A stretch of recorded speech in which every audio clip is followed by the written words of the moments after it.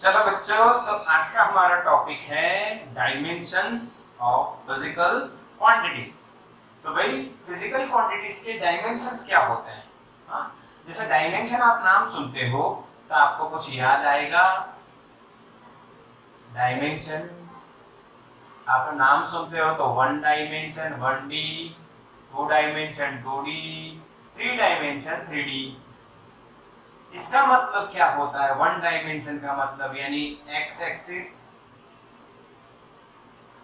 सिर्फ एक ही डायरेक्शन हो, एक ही एक्सिस हो, या फिर आप वाई एक्स एक्सिस हो सकती है, वाई हो सकती है और जेड। ओके, 2D का मतलब बच्चों 2 डायमेंशन हो, यानी वी रिक्वायर 2 एक्सिस।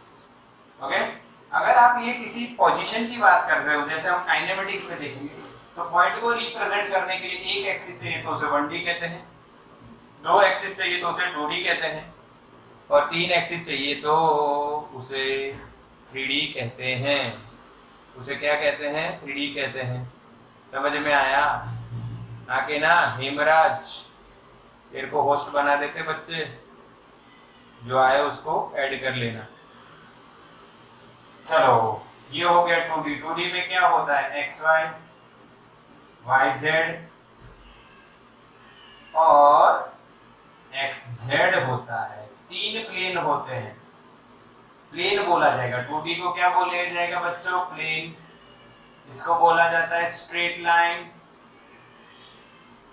ये काइनेमेटिक्स में हम बोलेंगे, अभी नहीं। इसको बोला जाता है स्पेस, 3D, जिसमें तीनों एक्सिस होते हैं, एक्स वाई, और तीसरी ऐसे ड्रॉ होती है बच्चों, ये तीसरी बाहर आ रही है ऐसे, 3 एक्स वाई जेड। आपके रूम का कोना देखो, कोने में आपको 3 लाइन आती दिखेगी, एक्स वाई जेड, उसको 3D कहते हैं, यानी स्पेस। क्लियर? ये डायमेंशन की एक छोटी सी हिस्ट्री है, छोटी सी हिस्ट्री है। बट यहाँ पे डायमेंशन कुछ अलग है। इसका स्क्रीनशॉट ले लो बच्चों, फटाफट स्क्रीनशॉट, जल्दी जल्दी जल्दी।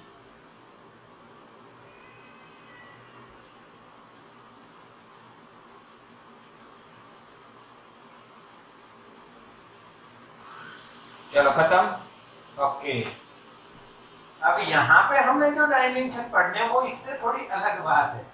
ये कुछ अलग बात है, ये जो डायमेंशन है ये अलग बात है। एक बात बताता हूँ आपको, देखो, आप स्पीड जानते हो बच्चों, स्पीड जानते हो आप? मूवी की बात नहीं कर रहा हूँ, स्पीड, डिस्टेंस अपॉन टाइम जानते हो क्या बच्चों? नहीं जानते हो ना? जानते हो। डिस्टेंस क्या बच्चों लेंथ बोली जा सकती है? क्या बच्चों डिस्टेंस को क्या बोला जाता है? लेंथ बोलते हैं। जिसकी पावर कितनी है? 1। यहाँ पे टाइम है, जिसकी पावर कितनी है? 1। अब यहाँ पे समझो, जो स्पीड क्वांटिटी बनी है, स्पीड नाम की जो क्वांटिटी बनी है, उसको रिप्रेजेंट करने के लिए we require length and time. We require length and time. Length की कितनी पावर? 1। टाइम की कितनी पावर? 1। तो स्पीड में लेंथ का एक डायमेंशन है और टाइम का भी एक डायमेंशन है, पर वो नीचे है। अगर आप इसको रिप्रेजेंट करिए तो लेंथ की 1 पावर हुई और टाइम की नीचे से ऊपर लाए तो क्या हुई? -1 पावर। बोलो समझ में आ रहा है बच्चों? कि ऐसा बकवास तो नहीं लग रहा? सिंपल लॉजिक है। Distance upon time is speed and length लिख सकते हैं डिस्टेंस को, लेंथ का 1 और टाइम का नीचे से ऊपर लाए तो -1। पक्का समझना, अब लॉजिक समझो। Logic here speed is represented by length and time, and length and time are base physical और बेसिक फिजिकल क्वांटिटीज। बेसिक और एसआई और बेस फिजिकल क्वांटिटीज, समझो बात। अब यानी व्हाट, ये जो 1 और -1 है, इनको डायमेंशंस बोलते हैं। इनको क्या बोलते हैं? डायमेंशंस। क्या बोलते हैं बच्चों? डायमेंशंस। 1 और -1 को क्या बोलते हैं बच्चों? डायमेंशंस। अब डायमेंशंस की डेफिनेशन क्या हुई? Dimensions of any physical quantities, dimension of any physical quantity are the powers और exponents। बच्चों पावर को एक्सपोनेंट कहा जाता है, समझ में आया? हाँ के ना? पावर को क्या कहा जाता है? एक्सपोनेंट कहा जाता है। पावर्स को क्या कहा जाता है? एक्सपोनेंट। तो डायमेंशंस आर दी पावर्स और exponents of the base quantities, और we can say to which, फिर से एक बार समझना, dimensions of any physical quantities are the powers और exponent to which the base quantities are raised to represent that physical quantity. Speed को represent करने के लिए लेंथ की कितनी पावर बढ़ाई गई, कितनी रेज की गई? 1, और टाइम की कितनी? -1। यानी जो बेस क्वांटिटी की जो पावर होती है, एक्सपोनेंट होते हैं, उनको कितना रेज किया जाता है किसी क्वांटिटी को रिप्रेजेंट करने के लिए। जितना आपने उसकी पावर बनाई, उस पावर को हम क्या कहेंगे बच्चों? डायमेंशंस। समझ में आया? समझ में आया कि नहीं? यानी डायमेंशन का मतलब ऐसा होता है, किसी क्वांटिटी को रिप्रेजेंट करने के लिए बेस क्वांटिटी की जितनी पावर आप बढ़ाओगे या जितनी पावर आप लगाओगे, उस पावर को उसका क्या बोला जाएगा? डायमेंशन। समझ में आया? Dimensions of any physical quantity are the powers और exponents to which the base quantities are raised to represent the quantity. इस क्वांटिटी को रिप्रेजेंट करने के लिए बेस क्वांटिटी को 1 और -1 तक रेज किया गया। That's why 1 and -1 are the dimensions of the speed। पक्का? चलो समझ में आ गया। अब बेस क्वांटिटी कौन कौन है, और we can say fundamental quantity कौन सी है?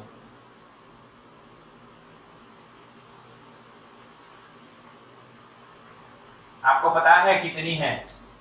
7 है। याद आ रहा है? पहले करवा दिया है। 7 बेस क्वांटिटीज और फंडामेंटल क्वांटिटीज। पहली कौन सी है? मास, लेंथ, टाइम। ओके?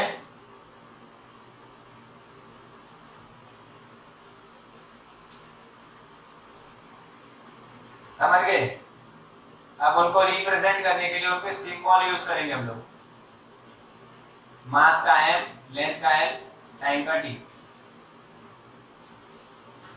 समझ में आया? यहाँ पे सिंबल की जगह आप लिखो बच्चों यूनिट, बढ़िया रहेगा। यूनिट लिखो, फिर सिंबल लिखते हैं, केजी, मीटर, सेकेंड। टाइम के बाद कौन सी आती है? याद करो। इलेक्ट्रिक करंट, उसका यूनिट है एम्पियर। टेम्परेचर, थर्मोडायनेमिक्स टेम्परेचर, उसका यूनिट है केल्विन। फिर क्या आता है? कैंडेला। कैंडेला क्या है? Luminous intensity. और लास्ट में आता है अमाउंट ऑफ सब्सटेंस। ये सारी बात पुरानी वीडियो में चलाई हुई है स्टार्टिंग में। इंटेंसिटी का यूनिट का सिंबल है सीडी, कैंडेला, और इसका है मोल। केमिस्ट्री में भी आएगा ये आपको। ठीक है? ये सारे यूनिट्स हो गए। ये सारे क्या हो गए? यूनिट्स हो गए बच्चों। अब क्या करेंगे? अब क्या करेंगे बताओ? अब क्या करेंगे हम लोग? इनके सिंबल लगाएंगे, सिंबल बनाएंगे, देखेंगे जो एमएलटी में यूज्ड इन डायमेंशनल फॉर्मूला जो हम बनाएंगे अभी। देखो, पहली जो 3 क्वांटिटी हैं उनका सिंबल है एमएलटी। ये कहां से आए? फिजिकल क्वांटिटी के नाम पे से। और दूसरे सिंबल आए यूनिट के नाम से। दूसरे 4 जो आए यूनिट के नाम से आए, ये पीक्यू के नाम से और यूनिट के नाम से, समझ में आए? क्लियर? ml/t इक्के सीडी मोल, इसका शॉर्टकट बताऊं आपको, गुजराती में, गुजराती भाषा में शॉर्टकट बनता है इसको।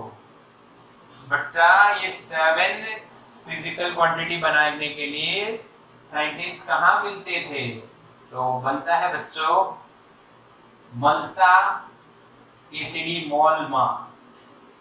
केसीडी नाम का एक मॉल है बच्चों, केसीडी नाम का एक मॉल है, केसीडी मॉल, वहां पे मिलते यानी मिलता या मलता, मलता केसीडी मॉल में, याद रख जो गुजराती में मलता केसीडी मॉल में। समझ में आया? ये पहले भी देख चुके हैं बच्चों, पहले भी देख चुके हैं। 7 फिजिकल क्वांटिटीज हैं जिनका यूज करना है हमें डायमेंशनल फॉर्मूलास इक्वेशन बनाने के लिए। ओके, तो इसका बच्चों स्क्रीनशॉट ले लो।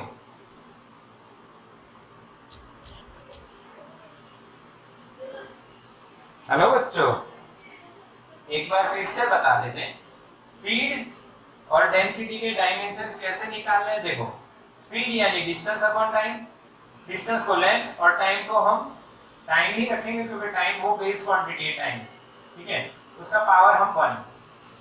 अब देखो तो स्पीड में लेंथ का कितना डायमेंशन है 1 और टाइम का कितना है -1, क्योंकि ऊपर ले जाएंगे तो -1 हो जाएगा। इसी तरह से बच्चों डेंसिटी में मास अपॉन वॉल्यूम, और वॉल्यूम यानी लेंथ की 3 पावर और मास की 1 पावर, तो मास का डायमेंशन है 1 और लेंथ का डायमेंशन है -3, ऊपर आएगा तो -3। इसी तरह से डायमेंशन डिसाइड होते हैं।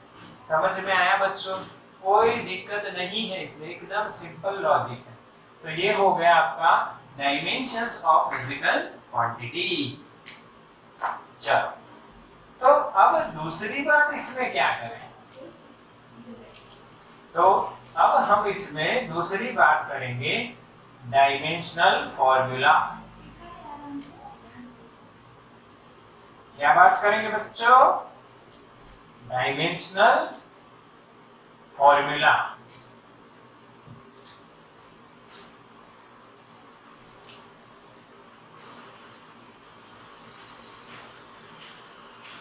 नेक्स्ट जो टॉपिक है वो है बच्चों डायमेंशनल फॉर्मूला।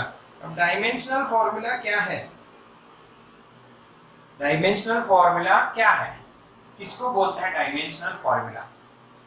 यानी डायमेंशनल फॉर्मूला ये है कि भाई एक ऐसी एक्सप्रेशन आप बनाओ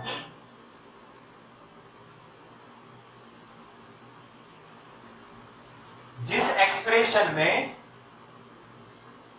how and which of the base quantities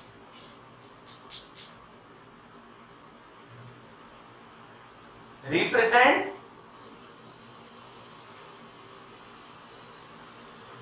given physical quantity। एक ऐसी एक्सप्रेशन आप तैयार करो जिसमें गिवन फिजिकल क्वांटिटी को जो बेस क्वांटिटी है वो कैसे रिप्रेजेंट कर रही है। ऐसी फॉर्मूला और ऐसी इक्वेशन को हम डायमेंशनल इक्वेशन बनाते कहते हैं, dimensional equation, sorry dimensional formula कहते हैं, डायमेंशनल फॉर्मूला कहते हैं। अच्छा, इसके बाद डायमेंशनल इक्वेशन भी आता है। अब इक्वेशन और फॉर्मूला में क्या फर्क है? कुछ फर्क नहीं है इसमें। यहाँ पे हम किसी भी फिजिकल क्वांटिटी को उसके डायमेंशनल फॉर्मूला से इक्वेट करते हैं और जो तैयार होता है इक्वेशन उसको डायमेंशनल इक्वेशन बोलते हैं। थोड़ा सा सब्र रखो, अब सिखाता हूँ। देखो, डायमेंशनल फॉर्मूला अगर आपको बनाना है तो आपको स्पीड की बात करते हैं। एक एग्जांपल देते हैं बच्चों। स्पीड यानी बच्चों डिस्टेंस अपॉन टाइम। अब यानी स्पीड को अगर हम डायमेंशन के फॉर्म में लिखें तो डिस्टेंस यानी लेंथ का 1 और टाइम यानी नीचे है, ऊपर आए तो t-1। याद है ना वो MLT सिंबल्स, उस सिंबल के फॉर्म में लिखा हमने L1 t-1, L1 t-1। अब यहाँ पे अगर फिजिकल क्वांटिटी v है तो उस v का डायमेंशनल इक्वेशन क्या होगा कि भाई L1 t-1। ये डायमेंशनल फॉर्मूला हुआ जिसमें आपने बेस क्वांटिटीज कितनी पावर तक रेज की गई ये बताया। अब डायमेंशनल इक्वेशन में क्या करना है, इक्वेशन बनाना, यानी कि भाई जो फिजिकल क्वांटिटी है उसको उसके डायमेंशनल फॉर्मूला से इक्वेट कर दो। क्या कर दो? इक्वेट कर दो। तो ये जो तैयार हो गया इसको क्या बोलोगे आप? Dimensional equation. टाइम पास है बच्चों, ये का यही है, पर जो डिफरेंस होता है वो मैंने आपको बताया। अच्छा, अब डायमेंशनल इक्वेशन रिप्रेजेंट करने के लिए हमें स्क्वायर ब्रैकेट करना है। We have to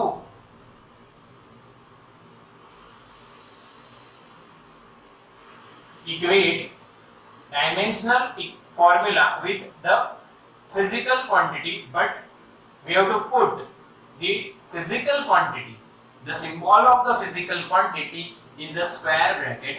That indicates that the L1 t-1 is the dimensional equation of velocity or speed बच्चों समझ में आया कि नहीं? स्क्रीनशॉट ले सकते हो। चलो बच्चों, अब डायमेंशन फॉर्मूला, डायमेंशंस, इक्वेशन आ गया, सब कुछ आ गया। अब हम अलग अलग डायमेंशनल इक्वेशन बनाता कैसे हूं मैं वो देखो आप। डायमेंशनल इक्वेशंस जिसको हम शॉर्ट में बोलते हैं MLT, डायमेंशनल इक्वेशंस, जिसको शॉर्ट में हम बोलते हैं MLT। इसका MLT क्या है, इसका MLT क्या है, पर एग्जाम में ऐसा नहीं होगा, वो बोलेंगे राइट द डायमेंशनल फॉर्मूला और इक्वेशन, ऐसा बोलेंगे। तो चलो बनाते हैं, सीखते हैं। चलो रिक्वायरमेंट क्या है? सबसे पहले आपको आना क्या चाहिए? दो बातें आनी चाहिए आपको, इक्वेशन आना चाहिए एंड यूनिट आना चाहिए। अगर ये दो आती हैं, इक्वेशन एंड यूनिट, तो आप डायमेंशनल इक्वेशन किसी का भी बना सकते हो। चलो स्टार्ट करते हैं। पहला डायमेंशन, तो छोटी छोटी बातें कर लेते हैं। जैसे आपको पूछा गया मास का डायमेंशन, m का डायमेंशन क्या होगा? m1, तो उसका यूनिट kg होता है। लेंथ का डायमेंशन क्या होगा? लेंथ का डायमेंशन क्या होगा बच्चों? L1। तीसरा, टाइम का डायमेंशन क्या होगा बच्चों? टाइम का डायमेंशन T1। समझ में आ रहा है? ऐसे 21 CD मोल का भी लिख दो या चलेगा? चलेगा ना, आ जाएगा ना। सब एक एक पावर ही होगी ना, वो खुद को ही बता रहे भाई। मास यानी M1, लेंथ यानी L1, टाइम यानी T1। हाँ, सबको आ गया। इलेक्ट्रिक करंट यानी ये वगैरह वगैरह, ठीक आता है। चलो अब हम स्टार्ट करते हैं कुछ अच्छे क्वेश्चंस, थोड़े थोड़े धीरे धीरे चलेंगे। जैसे कि आप पहले बात कर लो वॉल्यूम, तो वॉल्यूम का यूनिट आपको पता होना चाहिए, तो मीटर क्यूब। कौन सा यूनिट पता होना चाहिए ये भी थोड़ा सा नोट कर लीजिए। SI 7 फंडामेंटल यूनिट्स है ना वो। अच्छा, मीटर का क्यूब है तो वॉल्यूम कैपिटल V होता है, तो उसका L3 होगा। समझ में आया? पांचवा हम बनाएंगे डेंसिटी। अच्छा, डेंसिटी का इक्वेशन पता है, मास बाय वॉल्यूम, तो यूनिट हो जाएगा kg इंटू मीटर की -3। बस यूनिट आ गया। अरे काम खत्म बच्चों। कैसे? डेंसिटी का MLT क्या बनेगा? M1 L-3, मीटर यानी लेंथ, kg यानी मास, kg की पावर 1 देन t -3 नीचे था ऊपर लेके आए तो माइनस। समझ में आया बच्चों के नहीं? बोलो बोलो, आगे ना। चलो 6 वेलोसिटी, या बोलो फिर आप स्पीड, या बोलो फिर आप टर्मिनल वेलोसिटी, फिर बोलो टर्मिनल वेलोसिटी, कुछ भी बोलो। तो स्पीड का इक्वेशन है बच्चों डिस्टेंस अपॉन टाइम, और यूनिट होता है मीटर इंटू सेकेंड माइनस 1। तो बच्चों स्पीड का वेलोसिटी का mlt हो जाएगा L1t माइनस। आया समझ में? Yes yes, very good. छठा हो गया, सातवां देखते हैं बच्चों, एक्सेलरेशन। एक्सेलरेशन का इक्वेशन आपको पता है, change in velocity upon time, यानी यूनिट क्या होगा? ये तो आता है ना भाई, वेलोसिटी का यूनिट मीटर पर सेकंड और टाइम का सेकंड, तो मीटर पर सेकंड स्क्वायर, यानी ऊपर आ गया s-2। तो एक्सेलरेशन का mlt हो जाएगा L1t-2। समझ में आया? क्लियर है ना? डाउट तो नहीं? चलो 8 नंबर पे आएगा मोमेंटम, लीनियर मोमेंटम। अच्छा, मोमेंटम आप पढ़े हो, P = mass into velocity. Equation क्या है? P = mass into velocity. Unit बनेगा kg मीटर सेकेंड माइनस 1। तो मोमेंटम का जो डायमेंशनल फॉर्मूला या इक्वेशन जो आप बोल रहे हो वो क्या होगा? Dimensional equation m1 L1 t-1। समझे कि नहीं? m1 L1 t-1। अरे यार याद रखो 11 - 1। क्या याद रखो? 11 - 1। क्यों याद रखो? अरे अच्छा इसलिए याद रखो। 9 नंबर, बात करते हैं फोर्स। फोर्स का इक्वेशन होता है F = ma, father =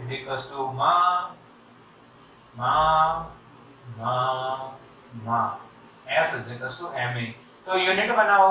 तो कई बच्चे सोचेंगे यूनिट तो न्यूटन होता है। अरे बच्चों सही सोच रहे हो, और यूनिट बनाना है SI में। अच्छा, SI में यानी 7 क्वांटिटीज में बनाएंगे। तो की मास का kg, एक्सेलरेशन का मीटर इंटू सेकेंड माइनस 2। तो फोर्स का जो mlt होता है बच्चों m1 L1 t-2। समझ में आया? 10th नंबर पे एक और देख लेते हैं।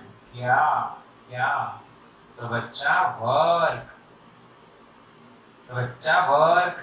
फिर आप एनर्जी की बात कर लो, कोई भी एनर्जी हो भाई। वर्क का इक्वेशन आपको पता है, फोर्स इनटू डिस्प्लेसमेंट। आगे देखेंगे डॉट भी आएगा, फोर्स इनटू डिस्प्लेसमेंट।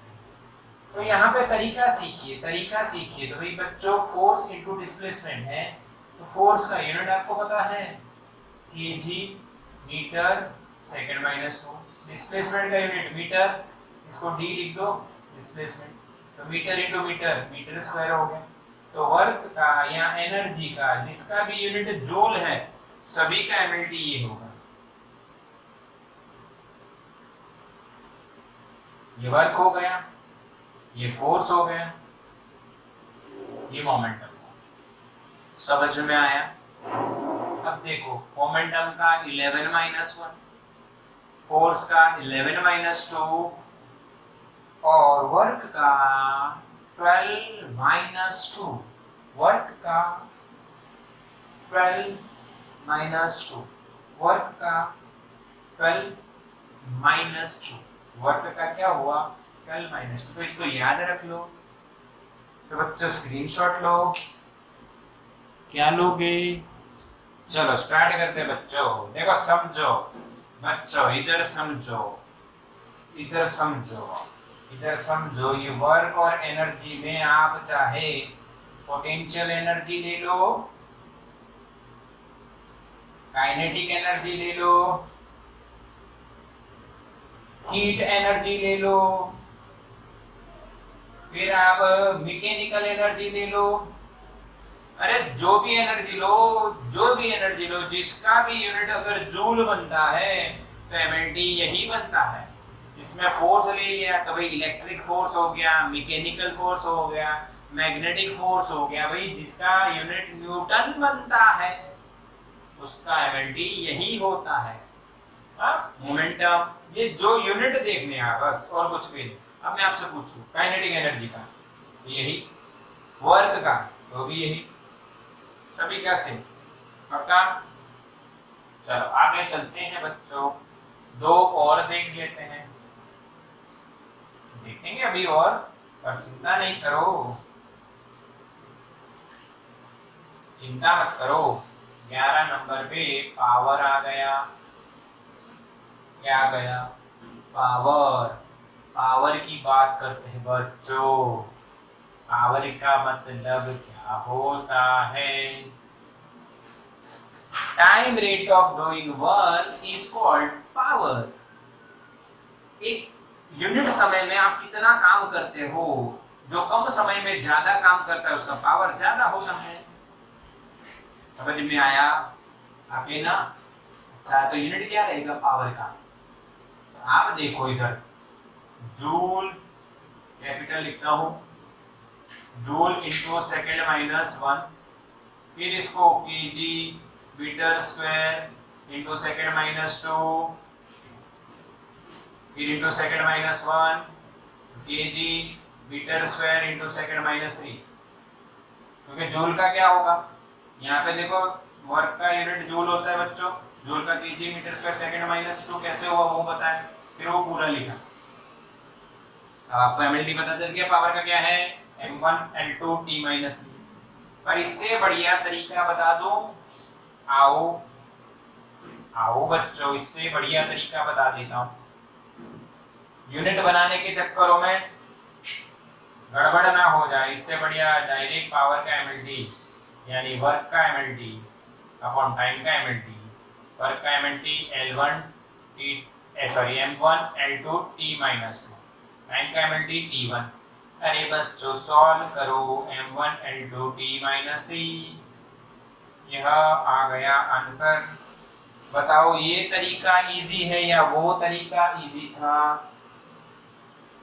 पावर का यूनिट तो जेम्स वॉट के नाम पे वॉट भी होता है, ये तरीका बढ़िया है ये वाला। यस बच्चा इधर भी लग सकता है, देखो force is equal to ma, तो ये ना याद हो kg मीटर पर सेकंड स्क्वायर, ये तो आ जाएगा, बट m का लिखो यानी m1 और a का लिखो L1 t माइनस 2। इधर वर्क के में देखो फोर्स का लिखो m1 L1 t minus 2, displacement का लिखो L1, तो यही आ जाएगा। तो ये तरीका बेटर है, ये तरीका बेटर बेटर बेटर है।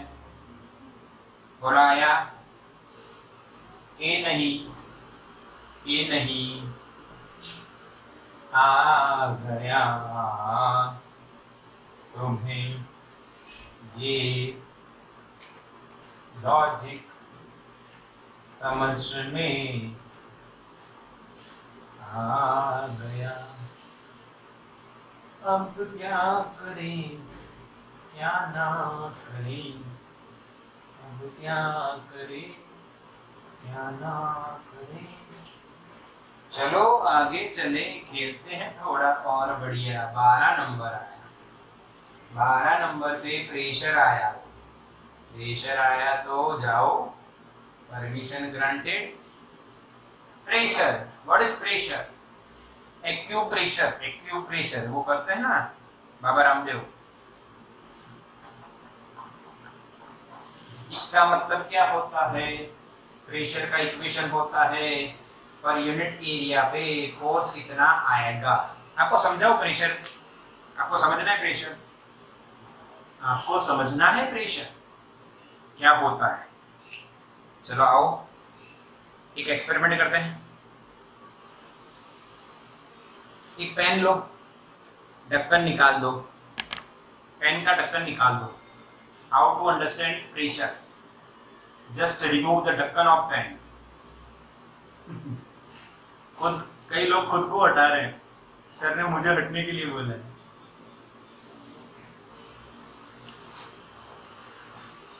जोकिंग, पेन का ढक्कन हटा दो।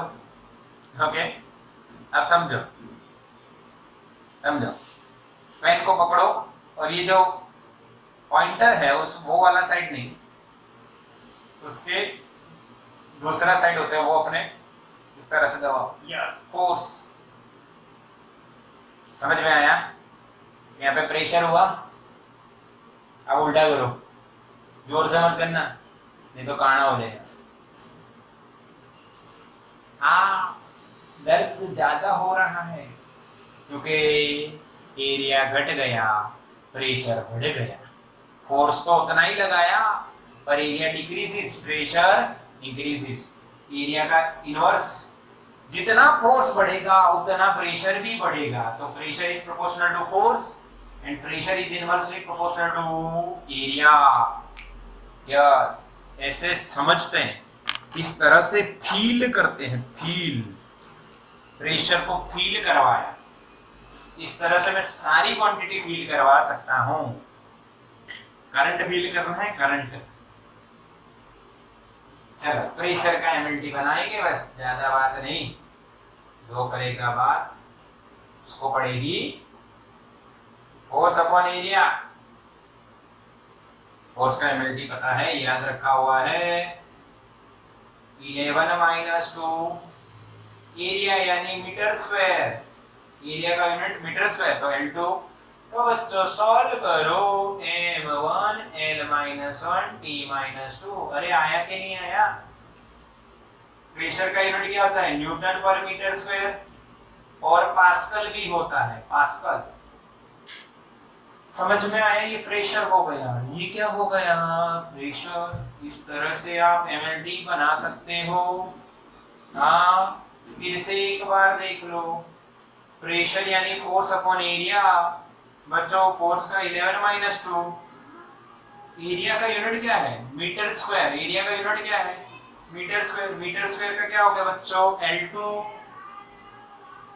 L2 मीटर स्क्वायर का क्या हो गया? L2। समझ में आया? ऊपर लाए ना तो L1 ये ऊपर आएगा तो -2।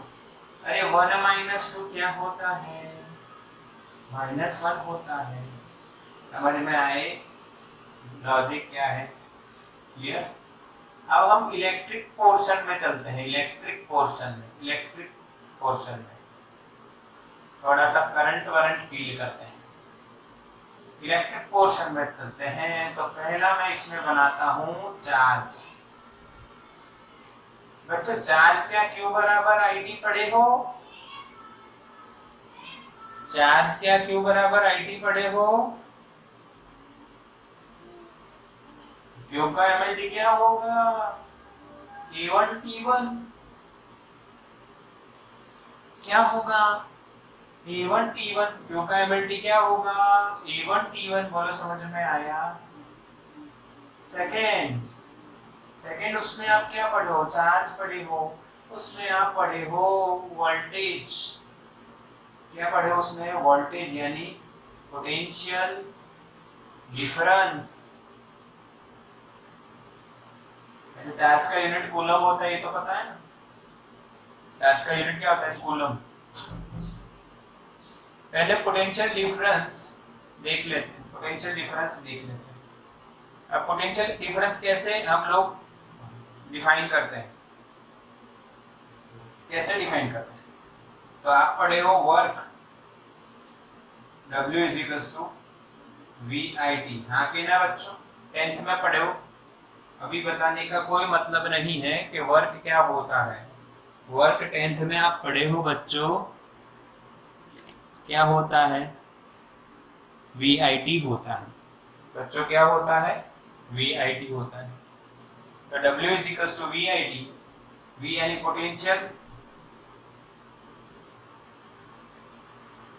I यानी करंट, T यानी टाइम।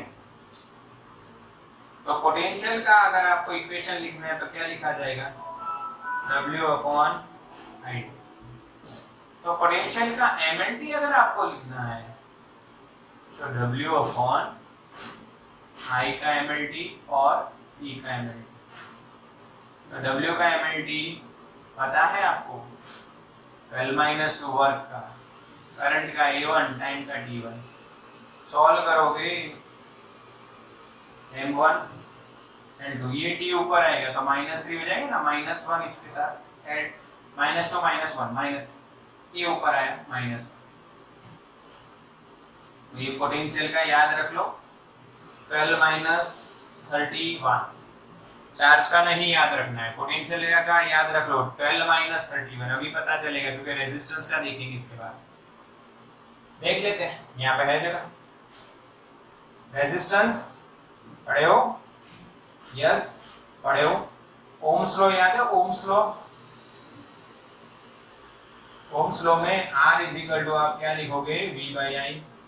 तो अगर आपको R का एमएलटी चाहिए तो V और I का एमएलटी रेशियो ले लो। V का ऊपर अभी लिखा हुआ है, I का A1, 12 - 31। तो R का एमएलटी क्या हो गया,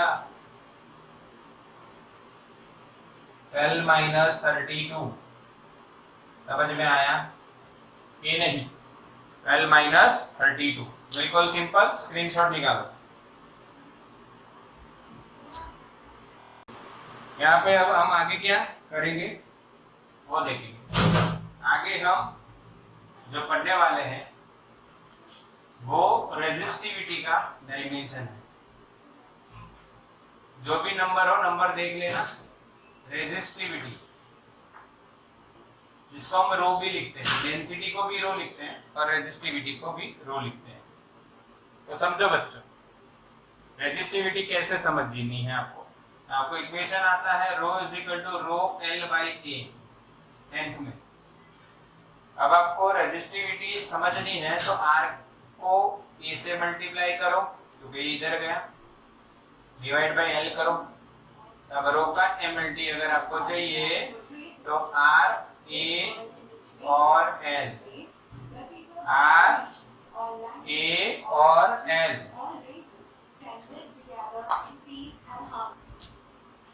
चलो समझ में आ रहा है? हाँ दिखाई भी दे रहा है, बिल्कुल क्लियर। ओके, तो R A बाई L को आप डायमेंशन लिखो। तो R का अभी भी याद रखने के लिए बोला था, फायदा हो जाएगा। 12 - 32, A का A1 और L का L1। ये सॉल्व करोगे तो M1, समझ में आ रहा है?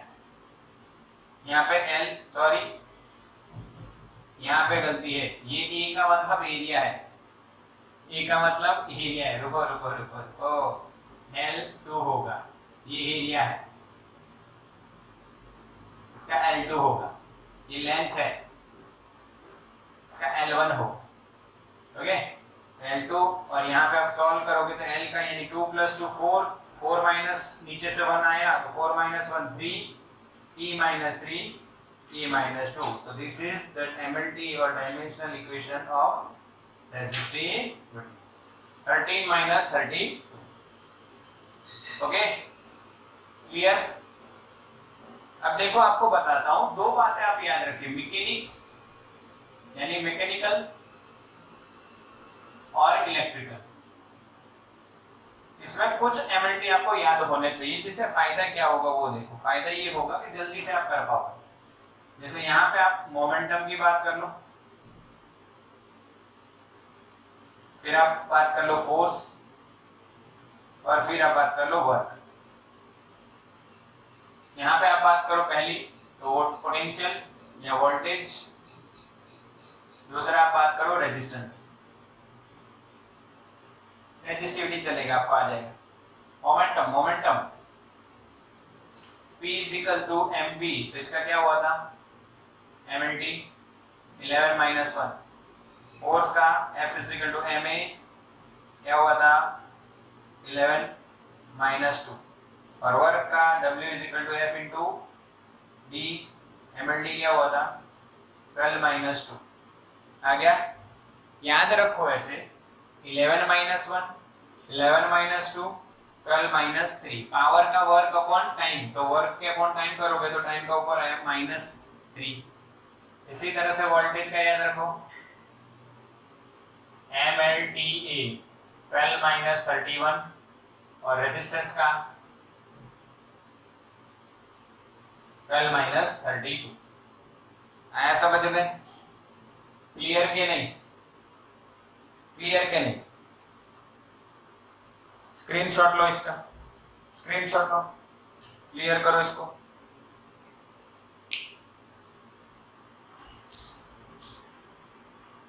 चलो बात करते हैं, एक और टाइप होता है एमएलडी का, वो देखते हैं। एक और पोर्शन, जैसे आप ऑसिलेशन पढ़े हो 9th में,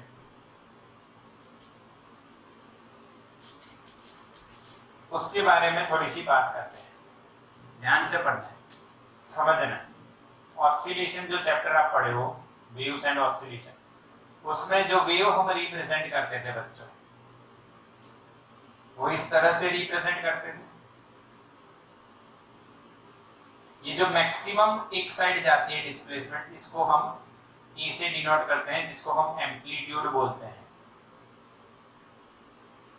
ये y है और ये x, चलो ठीक, कुछ भी हो सकता है, x और t भी हो सकता है। x मीटर में है और ये t टाइम है, यहाँ पे कुछ भी हो सकता है। अब देखो, एक ऑसिलेशन कंप्लीट करने में जो टाइम लगता है उसको हम टाइम पीरियड बोलते हैं। क्या बोलते हैं उसको? Time period. The time required to complete one oscillation is called time period. What is amplitude? The maximum displacement on the either side of the mean position. This is mean position. ऊपर कितना का maximum, नीचे कितना है, उसको हम amplitude बोलते हैं। ओके, तो एम्पलीट्यूड इज डिस्प्लेसमेंट। तो पहला हम बनाएंगे एम्पलीट्यूड का। ए का एमएलटी क्या होगा बच्चों? डिस्प्लेसमेंट यानी मीटर यानी L1। दूसरा हम बनाएंगे टाइम पीरियड का। टाइम पीरियड का t लिखा जाता है और उसका एमएलटी भी t1 ही होगा, सेकंड। तीसरा होता है बच्चों फ्रीक्वेंसी। What is frequency? तो बच्चों फ्रीक्वेंसी यानी रेसिप्रोकल ऑफ टाइम पीरियड, यानी फ्रीक्वेंसी का एमएलटी क्या हो जाएगा? t का उल्टा यानी t-1। फ्रीक्वेंसी का यूनिट बच्चों होता है हर्ट्ज, जो आप पढ़े हो, हर्ट्ज। टाइम पीरियड का सेकंड होता है, एम्पलीट्यूड का मीटर होता है। बोलो समझ में आया? क्लियर ना? अब इसमें दूसरी एक टर्म होती है, चौथी टर्म होती है wavelength. Wavelength, wavelength is denoted by lambda. Wavelength क्या होती है? तो the distance travelled by the wave in a one time period, in one time period, or we can say the distance between two consecutive crest or trough। इसको crest बोलते हैं, इसको trough बोलते हैं। ऐसे ही आगे चलते रहे। समझ में आया? तो ये जो दो बने हैं बच्चों, थोड़ा सा इक्वल कर देते हैं। यहाँ पे जो डिस्टेंस बनेगा, distance between two crest and trough, is called lambda wavelength। तो ये डिस्टेंस है, इसका यूनिट क्या रहेगा? मीटर। तो इसका लैम्बडा का एमएलटी क्या हो जाएगा? बिल्कुल सिंपल, मीटर यानी L1। मीटर यानी क्या होगा बच्चों? L1। सिंपल है, ये ऑसिलेशन से रिलेटेड है बच्चों सभी। किससे रिलेटेड है? ऑसिलेशन। और जैसे जैसे आप पढ़ते जाओगे आगे 11th 12th पूरा पढ़ते जाओगे, जितनी भी क्वांटिटी जानोगे उनकी आप एमएलटी इस तरह से बना पाओगे। क्लियर? स्क्रीनशॉट ले लो।